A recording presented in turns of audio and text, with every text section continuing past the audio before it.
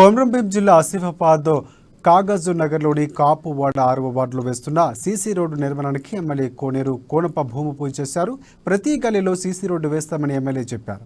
ఇక ఆర్ఆర్ఓ క్యాంప్లోని కస్తూర్బా పాఠశాల వ్యవసాయ గోదాముల ప్రధాన రహదారికి సీసీ రోడ్డు కలుస్తుందని కోనప్ప తెలిపారు. ఈ కార్యక్రమంలో market committee chairman Kasam Srinivas, అలాగే municipal vice chairman Rajakonda Girish Kumar, స్థానిక ward councillor Peersangula Jayachandar, rice మిల్లర్ల అధ్యక్షులు చిలువేరు సత్యనారాయణ, వ్యాపారులు, బీఆర్ఎస్ నాయకులు, కాలనీవాసులు తదితరులు పాల్గొన్నారు.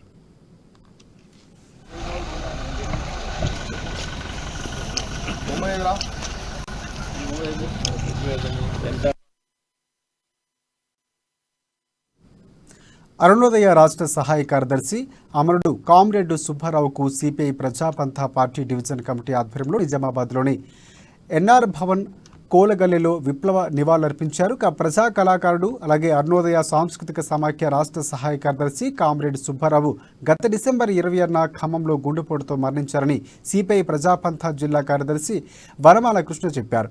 కామ్రేడ్ సుబ్బారావు నిజమైన ప్రజా కళాకారుడిగా ప్రజల గుండెల్లో నిలిచిపోతారని వారు తెలిపారు. ఉద్యమంలో ఎన్నో ఆటుపోట్లను ఎదుర్కొని నిలిచిన సాంస్కృతిక ఉద్యమ సైనికుడిని కొనియాడారు. అమరుడు కామ్రేడ్ సుబ్బారావు గత నెల 26వ తేదీన గుండె నొప్పితో మరణించాడు. ఈయన ఖమ్మం జిల్లా తిరుమలాయపాలెం మండలంలోని నెట్టంపాడు గ్రామ నివాసి. ఆయన చిన్నతనం నుండే జమ్ముకుల కథలు పాటలు పాడేటటువంటి తత్వం కలిగినటువంటి వ్యక్తి.